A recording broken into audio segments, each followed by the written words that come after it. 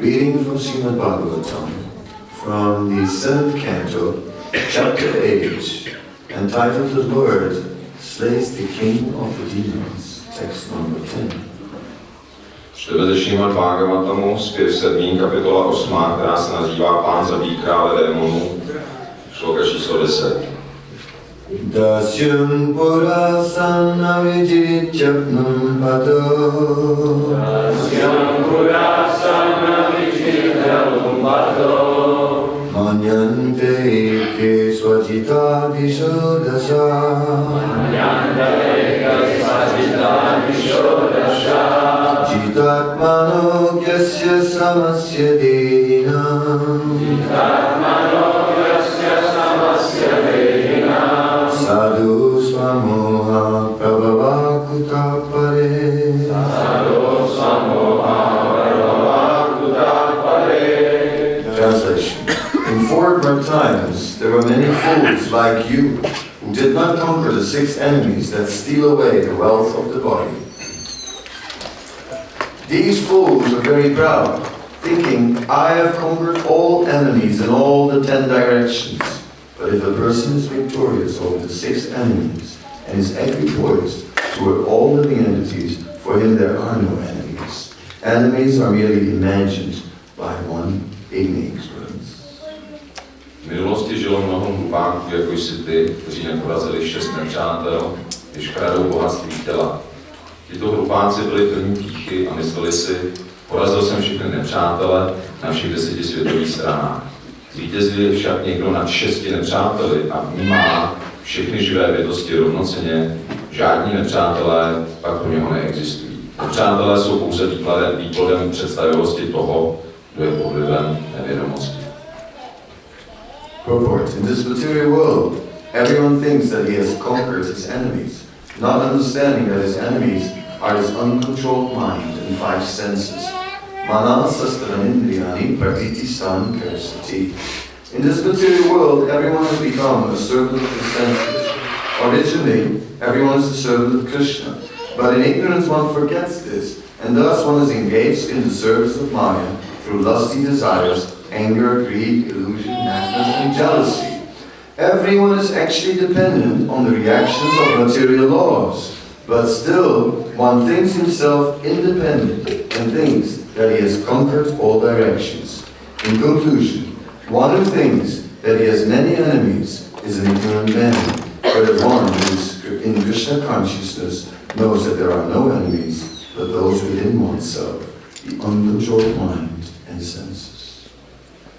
Zde v hmotném světě si všichni myslí, že porazili své nepřátele a nechápou, že jejich nepřáteli jsou neovládnutá mysl a 5 smyslů. Mána, šeštány, indiány, pravidistány, kaše. V tomto světě se všichni stávají služebníky smyslů. Původně každý služebníkem Kršny, ale živá bytost na to podle nevědomosti zapomíná a tak prostřednictvím tíče, hněvu, chamtivosti, iluze, štělenství a žádlivosti slouží máji. V skutečnosti závisí na reakcích hmotných zákonů, ale přesto se považuje za nezávislou a myslí si, že si podmanila všechny světové strany. Ten, kdo si myslí, že má mnoho nepřátel, je nevědomý, zatímco ten, kdo si je vědom Kršny, ví, že neexistují jiní nepřátelé než ti, kteří jsou v něm samotné. Neovládnutá mysl a smysl. Om Gyanatimandasya Vinamdrasalakya Shakshurunyatamina Tasmai Sri Gurave Namaha Shri Chaitanya-Manavishtam Savitam Yena Bhutale Swayam Rupa Kadamya Adhisvarantikam Vandemam Shivaro Shri Uttapadakamanam Shri Gurun Vaishnavam Shri Rupam Sarvajatam Sahaganaraganditam Tam Sajivam Sadaitam Sadhutam Parijana Saitam Krishna Chaitanya Devam Shri Radha Krishna Padam Sahagana Vanita Shri Sakanamscha He Krishna Karuna Sindhu Dinabandhu Jagatpate Gopesha Gopikakanta Radha Namostute Tata Kanshana Gopi Radhe Radhe Vishwanusute Pranamami Hari Priye Vanchakalpalabhikya Kripasindhuvevacha Patitanamyo Vaishnavebhyo Namo Namah Shri Krishna Chaitanya Prabhu Nityananda Shri Advaita Gadadhara Shivasari Gaura Bhakta Hare Krishna Krishna Krishna Hare Hare Hare Rama Rama Rama Hare Hare.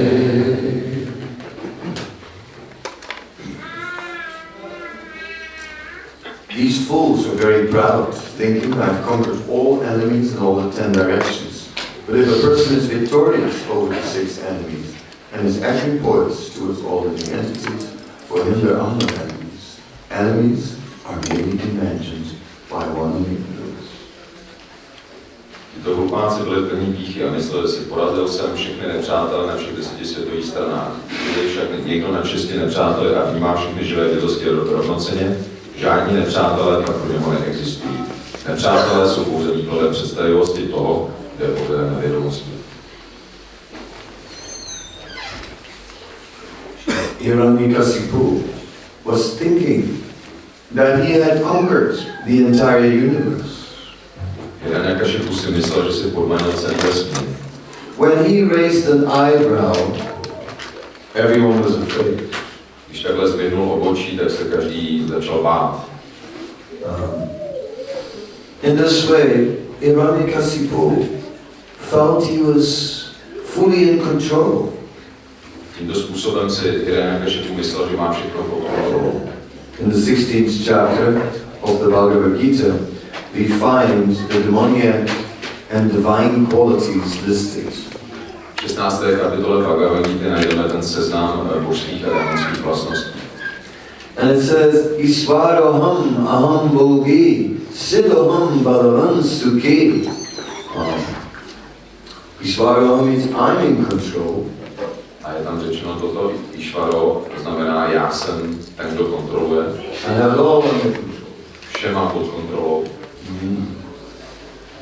Aham bhogi, I'm enjoying like anything. A aham bhogi, to znamená, že si užívám jak nic. Siddham, I'm perfect also. Siddham také znamená, že jsem dokonalý. I have no faults. Nemám žádné chyby. What to do? Co se dá dělat? I just don't have any. Prostě nemám žádné chyby. Balavan, I'm very powerful.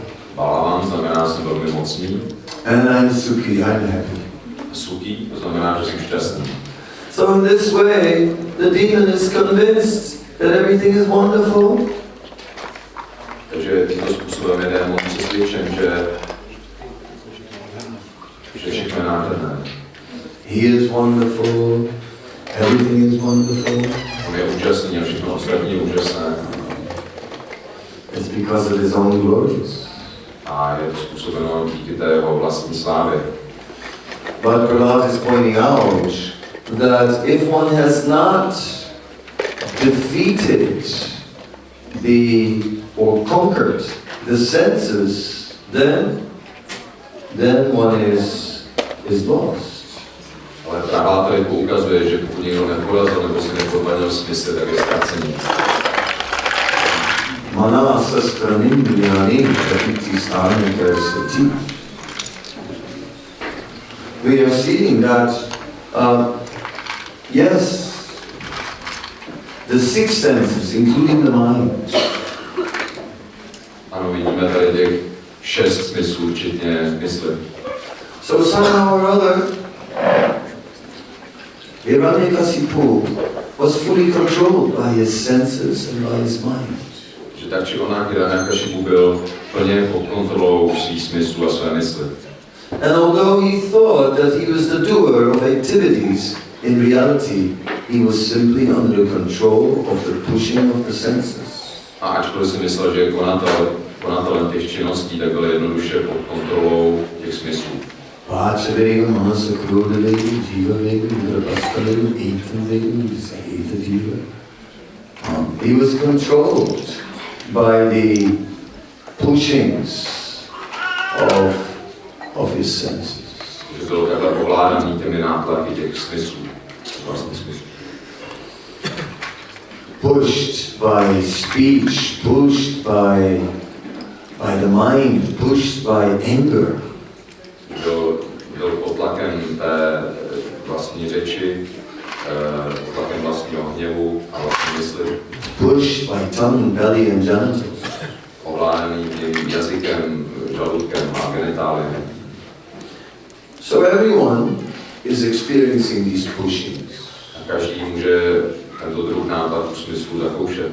Every living being in the 8,400,000 species is controlled by the material energy. Každá živá bytost z těch 8,400,000 životních druhů je ovládaná tou hmotnou energií. And experiences these pushings. A zakouší tento druh nátlaku. But a Vaishnava must conquer the senses and the mind. Ale Vaishnava si musí smysly a mysl podmanit. The mind and senses are automatically conquered when we dedicate our activities to Krishna. A mysl a smysly jsou automaticky podmaněny, pokud své činnosti odevzdáme Krishnovi. Simply with more and more energy engaging in devotional service. Jednoduše s větší a větší energií, kterou dáme do té oddané služby. Then the mind and senses become controlled. Potom se mysl a smysly stanou ovládnutými. If one tries to conquer the mind and senses by willpower, that is a difficult process. A pokud se někdo snaží ovládat mysl a smysly silou vůle, to je velmi těžký proces. So, in this way, Prabhupada understood very well what Hiranyakasipu's problem was. Tímto způsobem Prabhupada velice dobře rozuměl, jaký problém Hiranyakasipu měl. Prabhupada also says, Tatsavivayams,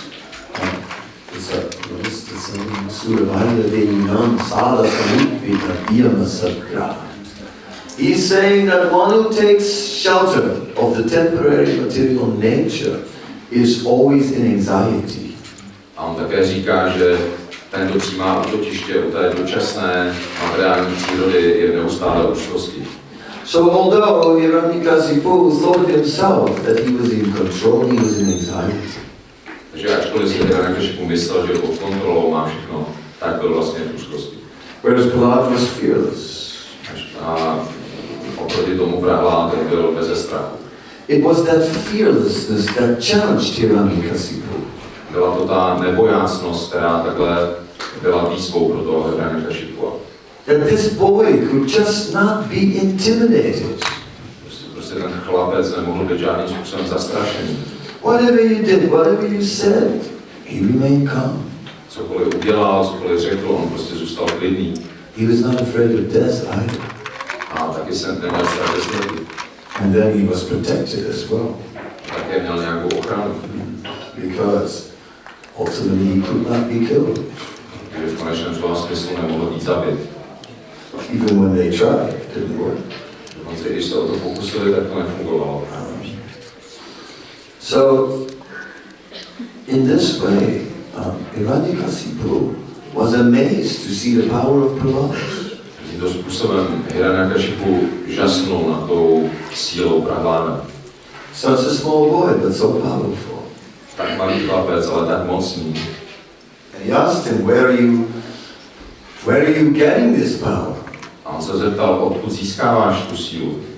From the same source where you are getting yours. A on řekl, ze stejného zdroje, odkud získáváš také ty. So we see the superiority of Prahlad, Takže tady vidíme tu nadřazenost Prahláda, who defeated Hiranyakashipu because he was fully fixed on the lotus feet of the Supreme Lord. který porazil Hiranyakashipu, protože byl plně upevněný na nejvyššího pána. So Haimana Krishna Padaravindayo, who somehow or other fixed the mind on the lotus feet of the Lord. To verš říká, že tak šiona, bychom měli upevnit svou mysl na lotusové nohy pána.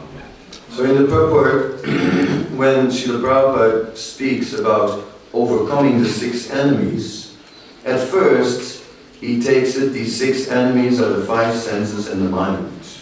Takže ve významu, když Šla Prabhupáda mluví o podmanění nepřátel, tak mluví o tom, že v první řadě si musíme podmanit těch 5 smyslů a mysl. Mana, sastra, indriyani, the 5 senses plus the mind, these are enemies. Těch 5 smyslů a mysl, to jsou naši nepřátelé. And one must deal with them carefully. Člověk s nimi musí jednat velmi obezřetně. Then Srila Prabhupada, in the middle of the purport, speaks about another list of 6 enemies. A potom Šla Prabhupáda uprostřed toho významu ještě zmiňuje další seznam nepřátel. Kama, Krodha, Lobha, Mada, Moha, Matsarya, lust, anger, greed, madness, delusion, and envy. Zmiňuje tady chtíč, hněv, chtělivost, iluzi, šílenství, žádlivost. All 6. I'm reading.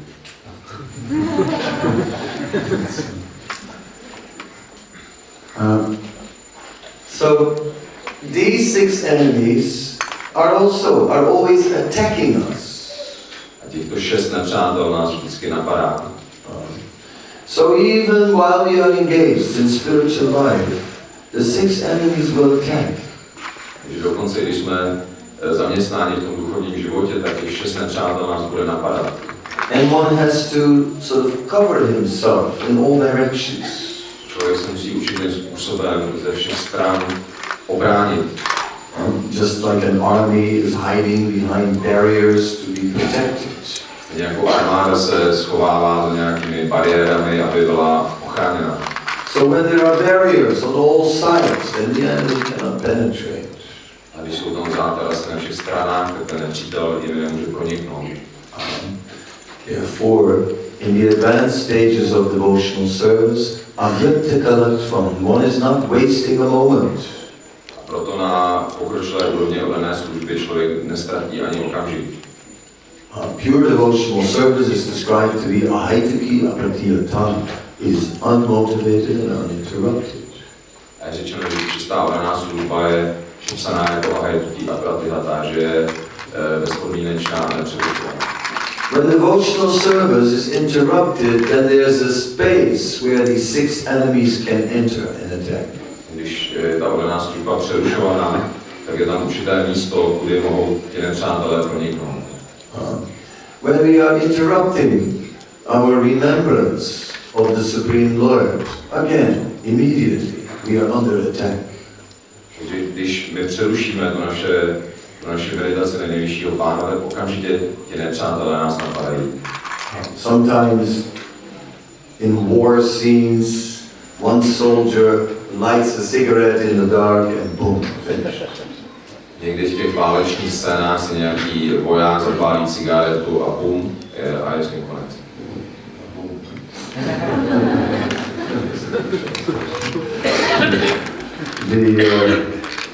The soldiers are, that is war, always waiting for the opportunity. Že vojáci vždycky vyčkávají a čekají na tu příležitost. And in the same way, these 6 enemies are alert. Stejným způsobem těch 6 nepřátel jsou neustále pozorní. And whenever there is a gap in our defense, they will take advantage. A jakmile se objeví v naší obraně nějaká díra, tak nás napadnou. And of course, there are many gaps in our defense. Samozřejmě v naší obraně je mnoho děr. So these 6 enemies, which are Maya's agents, they find ways to attack. A těchto 6 nepřátel, kteří jsou vlastně agenti Máji, najdou způsob, jak nás napadnou. Srila Bhaktivinoda Thakur explains that at a time of war, we're not just fighting with an army that's on the other side, but there are also spies which are amongst us. Vysvětluje, že v okamžiku, když nějaká válka, tak nebojujeme jenom s tou protější armádou, ale jsou tam také špioni, kteří jsou mezi námi. So Srila Bhaktivinoda Thakur explains that we are not just in a war with Maya, who is outside of us, but Maya has also penetrated on the inside. Takže on vysvětluje, že my nebojujeme jenom s Májou, která je ve vnějším světě, ale která je také uvnitř nás samotný. So these 6 enemies are already there on the inside. Takže těch 6 nepřátel je už také uvnitř. Lust, greed and anger are already there, have already penetrated. Tíč, hněv a chamtivost už tam jsou a už pronikly dovnitř. And we have to drive these forces out.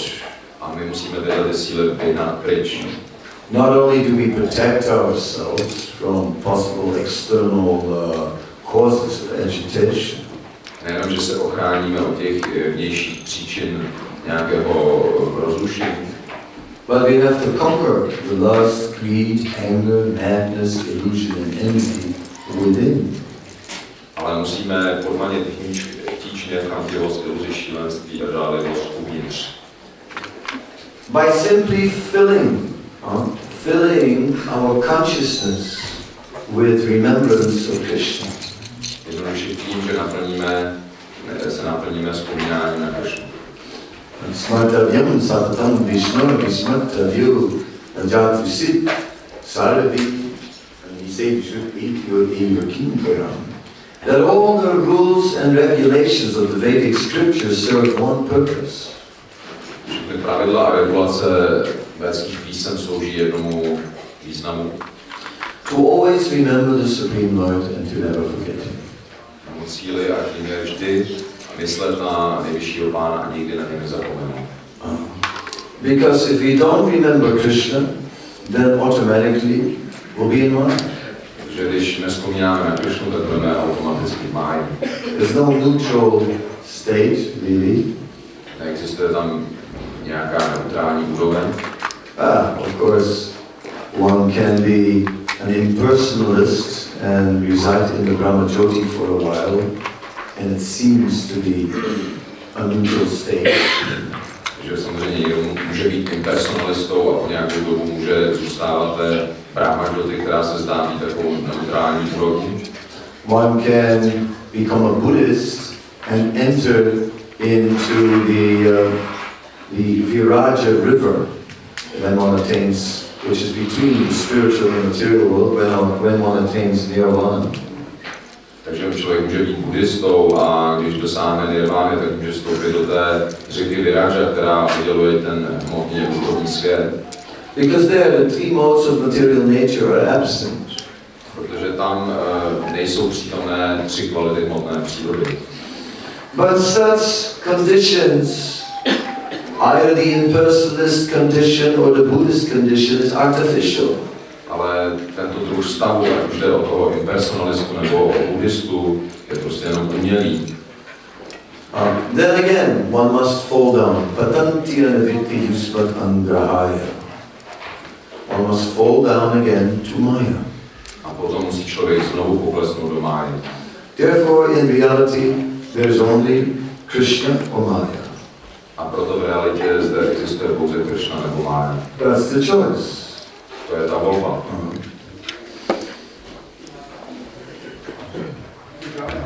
Giriraj Das Brahmachari raised the point to Srila Prabhupada that sometimes we are in Maya. Ráža brahmachari řekl šlovi Prabhupáda, že někdy jsme v máji. Prabhupada said, what do you mean? You're always in Maya. Prabhupáda říkal, co ti myslíš, že vy jste pořád v máji.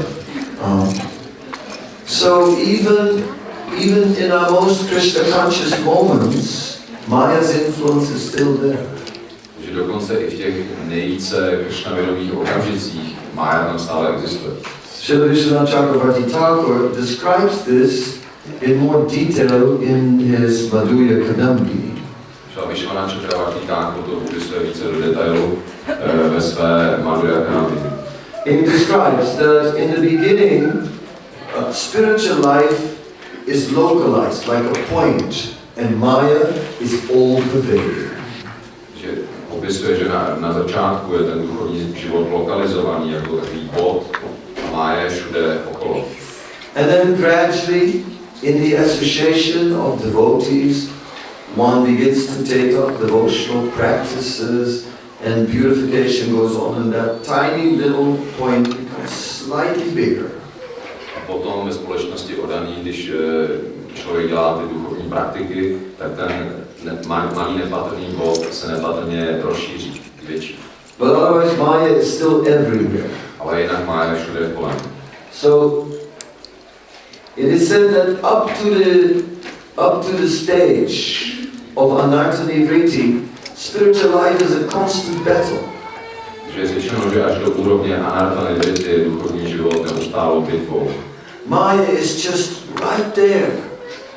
Maya tam je prostě na blízku. All the time. Neustále. Gradually wearing us out. Postupně nás unaví. Gradually we become tired. Postupně se unavíme. Feeling a little tired? Cítíte se to unavení?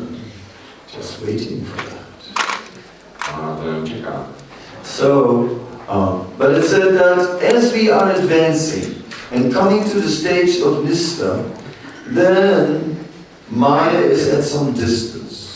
A je řečeno, že když děláme pokrok, dostáváme se do té úrovně ništa, tak Maya se začne držet určitý odstup. In Ruchi, the entire consciousness becomes covered with taste for devotional service. Na úrovni Ruchi se celé vědomí naplní tou chutí do dané služby. And Maya is 3/4 towards the horizon at quite some distance. A Maya je 3/4 od horizontu, nějakou takovou vzdálenost. In a Shakti, that same taste that covers the consciousness now goes deep under the surface. A stejná... In a Shakti, that same taste that covers the consciousness now goes deep under the surface. A na úrovni asakty to, co pokrývalo to vědomí, jde po ten povrch. In a Shakti, this is trying to concentrate. Don't translate the words, get the concept. In a Shakti, that the taste, the ruchi, that was covering the whole surface of the consciousness now goes deep under the surface. Aha, takže na úrovni asakty ta úroveň, ta ruči, ta chuť, která pokrývala celé to vědomí, jde víc jako do hloubky. And Maya is on the horizon, a little speck. A Maya je na horizontu jenom jako taková nepatrná tečka. And then in Bhava it is said that now on that ocean there are waves of ecstasy. A na úrovni Bhava v tom oceánu jsou tam takové plné extáze. And Maya is only a shadow. A Maya je tam pouze stín. How to understand, what does that mean, Maya a shadow? Jak můžeme porozumět tomu, že Maya je stín? I found some answers in Jiva Goswami's commentary on the Bhakti Rasamrita Sindhu. Jsem nalezl nějaké odpovědi v komentáři Jivy Goswamiho Bhakti Rasamrita Sindhu. Where Jiva Goswami explains that there are 3 stages of devotional service. Jiva namely sadhana bhakti, bhava bhakti, and prema bhakti. Kde Jiva Goswami vysvětluje, že jsou tam 3 úrovně podané služby, jmenovitě sadhana bhakti, bhava bhakti a prema bhakti. And why 3? A proč 3? Because it is said that bhava and prema are of the same nature. Protože je řečeno, že bhava a prema mají stejnou povahu. Rupa Goswami says that bhava is prema suryamsu, the first awakening of a sun ray of prema. Rupa Goswami říká, že bhava je takovým prvním paprskem té prémy. So in nature, bhava and prema are the same. That is the argument that is given. Takže svojí povahou bhava a prema jsou stejné, to je ten argument, který je zde předložený. So why 3 categories? Why not 2? Že proč potom 3 kategorie a ne 2? And it said, no, bhava is considered to be a separate category because in bhava there still is a sense of suffering. A je řečeno, že ta báva je tou separátní kategorií, protože na té úrovni bávy je tam stále nějaký pocit toho utrpení. Although there's ecstasy, the shadow of suffering is still there. Ačkoliv je tam extáze, tak je tam ten stín toho utrpení. And Jiva Goswami explains those are remnants of previous Vaishnava aparat. Jiva Goswami vysvětluje, že toto jsou zbytky předešlé Vaishnava aparáty. Whereas in prema, there is no sense of any obstacle. Když to na úrovni prémy neexistuje žádný pocit nějakých překážek. Everything is just perfect. Všechno je naprosto dokonalé. Anyway, from this analysis, based on Madhurya Kadambini, we can understand a little bit how Maya affects us at different stages of devotional service. Z této analýzy z Madhurya Kadambini můžeme porozumět, jak nás Mája může napadat na různých úrovních podané služby. And in this way we can understand a little bit how the battle with the 6 enemies goes on. Tímto způsobem můžeme porozumět lépe tomu, jak ta bitva s těmi 6 nepřáteli pokračuje. So we should not come with the question, but how is it possible that I'm still being attacked by these 6 enemies? Am I not sincere? Takže bychom neměli přicházet otázkami, jak je možné, že mě stále napadá těchto 6 nepřátel. I'm trying to do everything properly, I'm trying to do everything right. Já se snažím všechno dělat správně, naprosto akurátně. It doesn't work. Ale prostě to nefunguje. I mean, I believe in Krishna consciousness, but with me it doesn't work. Já věřím do vědomí Krishny, ale na mě to prostě nefunguje. Because I'm still being attacked by these 6 enemies. Protože jsem stále napaden těmito 6 nepřáteli. And when will this stop? A kdy to konečně přestane? Well, we just went through a whole list and how it will stop gradually. Takže teďka jsme už prošli celý ten seznam a vysvětlili jsme, jak to postupně ustane. And how even in very advanced stages that influence is still there. A jak vlastně i na těch velice pokročilých úrovních ten vliv je stále tam. But more at a distance. Ale více vzdálený. Of course, at one point, Maya is just gone. Samozřejmě v určitém okamžiku Mája je prostě pryč. We find in the Nectar of Devotion where it is described that Uddhava says that Uddhava saw this beautiful young girl, was attracted to this girl. Uddhava says, what's happening? How come I am attracted to a girl? A pak teda sám Rita Singhu je řečeno, že Uddhava byl přitahování k nějaké krásné dívce a tak přemýšlel, jak je možné, že mohl být přitahován k té dívce. I feel the same attraction for this girl as I feel for Krishna. Já cítím stejnou přitažlivost té dívce, jako cítím ke Krishnovi. I think it must be Krishna dressed up like a girl. Já myslím, že to je Krishna, který je oblečený jako dívka. And that's how it was. A to také bylo. So Uddhava is quite transcendental. Takže Uddhava je docela transcendentální. Totally beyond Maya. Zcela mimo tu Máju. In the Bhakti Sandarbha, Srila Jiva Goswami is describing 3 types of Mahabhagavats. Bhakti Sandarbha Jiva Goswami popisuje 3 druhy Mahabhagavat. And he's describing one who may be still under attack of the 6 enemies. Popisuje jednoho z nich, který stále může být pod nátlakem těch 6 nepřátel. But whose eyes are always fixed on the spiritual world. Ale jehož oči jsou stále upevněny na duchovní svět. And such a person is a Mahabhagavat beyond the 3 modes of material nature. Such a person is a Mahabhagavat. Ano, taková osoba je Mahabhagavata, která je mimo materiální přírody. The example given is the example of Narada Muni, who was the son of the maidservant. Je zde dán příklad Nárady Muniho, který byl synem služebné. And who, as a young boy, after his mother died, followed the instructions of the Bhaktivedantas, went into the forest and meditated. Který potom, co jeho matka zemřela, následoval pokyny Bhaktivedantů, odešel do lesa a meditoval tam. And in this way he was completely transcendental. Tímto způsobem byl zcela transcendentální. Because he had taken full shelter of devotional service. Že přijmul plné útočiště urodené služby. Just as we find in the 4th canto, in relation to Dhruva Maharaj, the verse Akama Sarvakama Vamoksha Kama Udarivi Tivena Bhakti Yogena Yayeti Purusham Karam. We find this verse that whether you have material desire or whether you don't have material desire, engage with full force in devotional service. Jak najdeme ve 4. kantu příběhu Dhruva Maharáže, kde citován ten verš, který zmiňuje, že ať už máme materiální touhy nebo ne, měli bychom se s plnou silou zaměstnat pro naše služby. So someone might ask, how can you engage in pure devotional service when you still have material desires? A někdo se může zeptat, jak se může zaměstnat pro naše služby, když máš stále materiální touhy. But what it basically means here, whether you have material desires or not, take shelter of the process of pure devotional service. To v podstatě znamená, že ať už ty materiální touhy máme nebo ne, máme přijmout útočiště u oddané služby. And you will be protected from Maya. A budete ochráněni před Májou. And that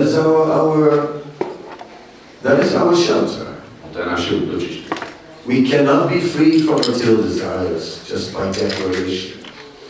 My se prostě nemůžeme obránit materiálními touhami jenom tím, že děláme nějaké prohlášení.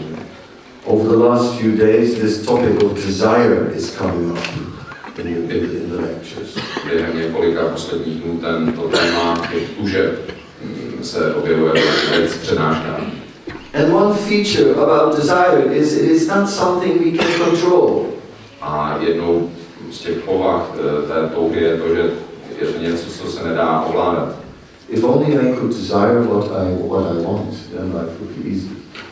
Kdybych mohl toužit pouze po tom, co chci, tak by byl život velice snadný. Pure bhakti, there you go, job done. Čistá bhakti. No, that desire has a life of its own. Ne, ta touha má svůj vlastní život. It does things that we never expect. Dělá věci, které naprosto neočekáváme. We give it up and we think I'm done with this desire. My si ji vzdáme a myslíme si, že jsem u konce s tou touhou.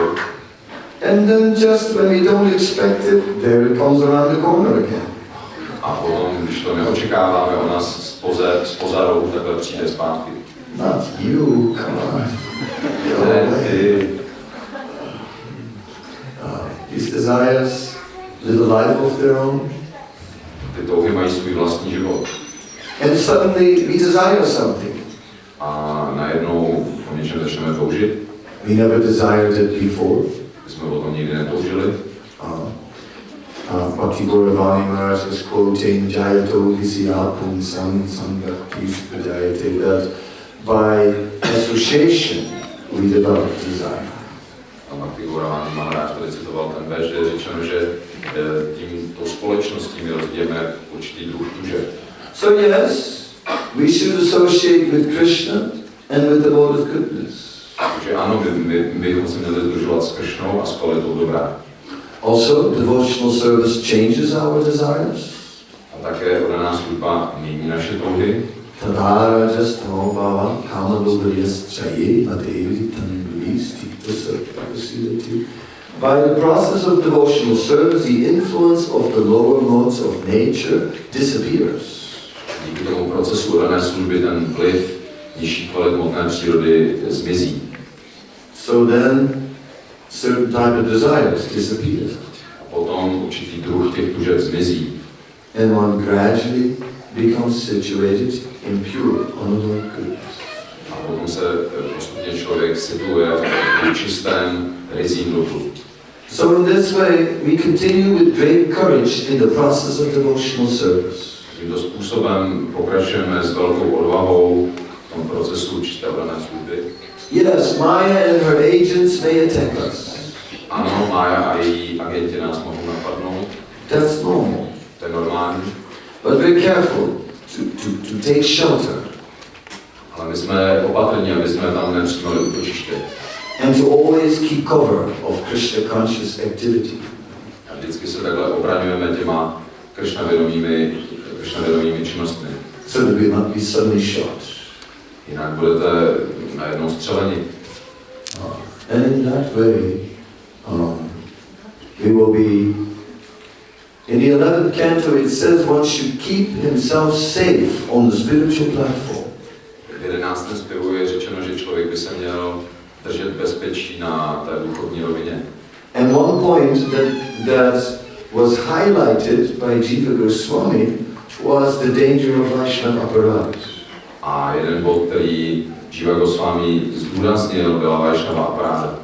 So while engaging in the process of devotional service, we keep our head low.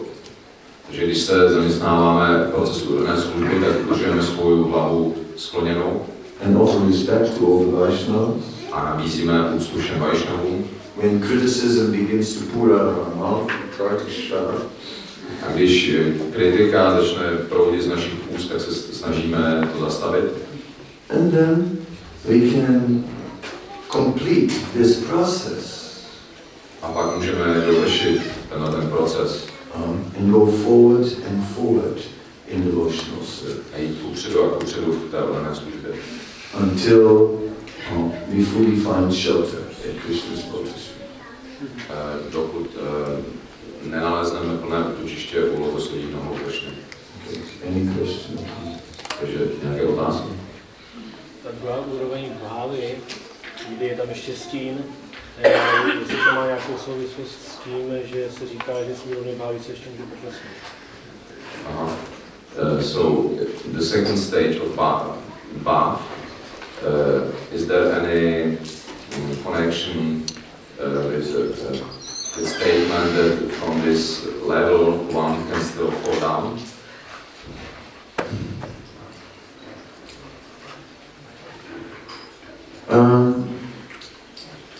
We see in the Bhagavatam the example of Bharata Maharaj. V Bhagavatamu vidíme příklad Bharaty Maharáže. And we see that Bharata Maharaj was deeply absorbed in Bhava.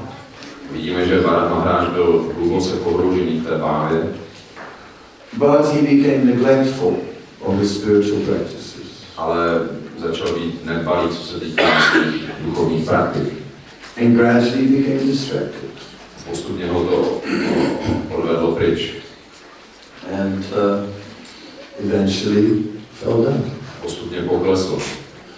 So that is the example of one who fell down from the platform of Bhava. A to je příklad někoho, který poklesl z té úrovně bhávy. Now that kind of a discussion is a little bit of a theoretical discussion. Ale tento druh diskuze je trošku teoretický. Because for most of us, Bhava is something very far away. Protože pro většinu z nás bháva je příliš daleko. And we are somewhere trying to be between Bhajana Kriya and Anartana Vritti. A my jsme většinou někde mezi úrovní Bhajana Kriya a Anartana Vritti. That means actually chant our rounds. To znamená zpívat naše kola and follow the regulated principles. a následovat čtyři regulativní principy. That's Bhajana Kriya. To je Bhajana Kriya. And that's already shaking. A je to trošku, to už se třese. And then, you know, how can Anartana Vritti happen? A potom, jak se může člověk dostat na Siddhartha nevidity. So the more relevant question would be, can one fall down from the stage of bhajana kriya or from bhakti? Takže relevantnější otázka by byla, může někdo poklesnout úrovně bhajana kriya nebo anartha. And remember, Maya is in your face. A pamatuj na to, že Mája je ve tvém obličeji. The answer to that question, well, there is a possibility. Takže je tam možnost. So we have to be very careful. Takže musíme být velice opatrní. From Bhava, it is highly unlikely. Z úrovně bávy je to více nepravděpodobné. Highly unlikely that one might fall. Je to víc nepravděpodobné, že člověk poklesne. Exceptional. Je to takové výjimečné. And then he was still protected by the Lord. A potom on byl stále ochráněn Pánem. Because it was so exceptional. Protože to bylo tak výjimečné. And he had so much devotional credit. A on měl tak velký duchovní kredit.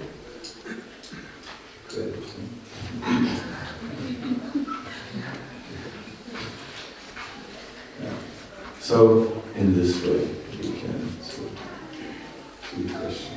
Yes. Já bych se chtěl zeptat, v 7.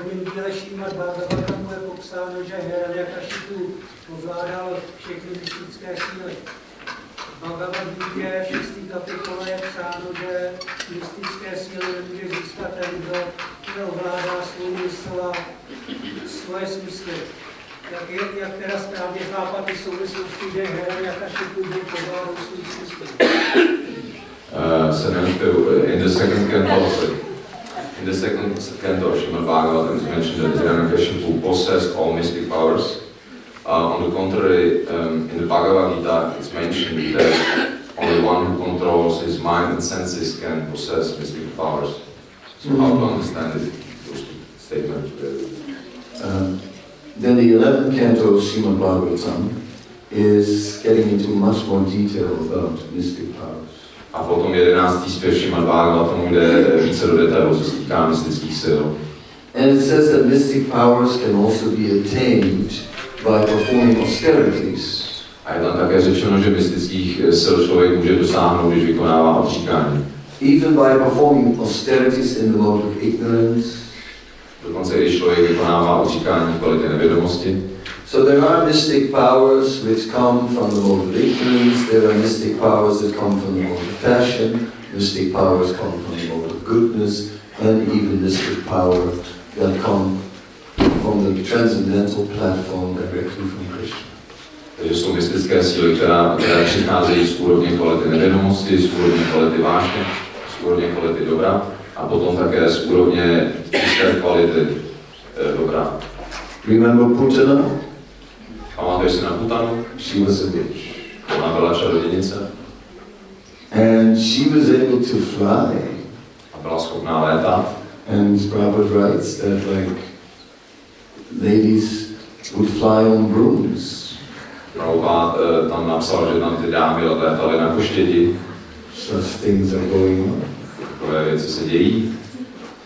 So that is an example of mystic power from the mode of ignorance. A to je příklad těch mystických sil z úrovně kvality nevědomosti.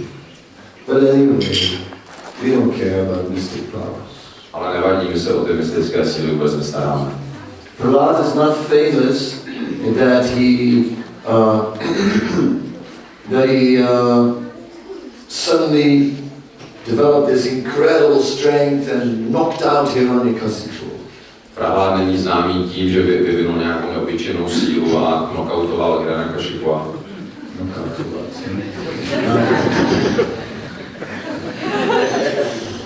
And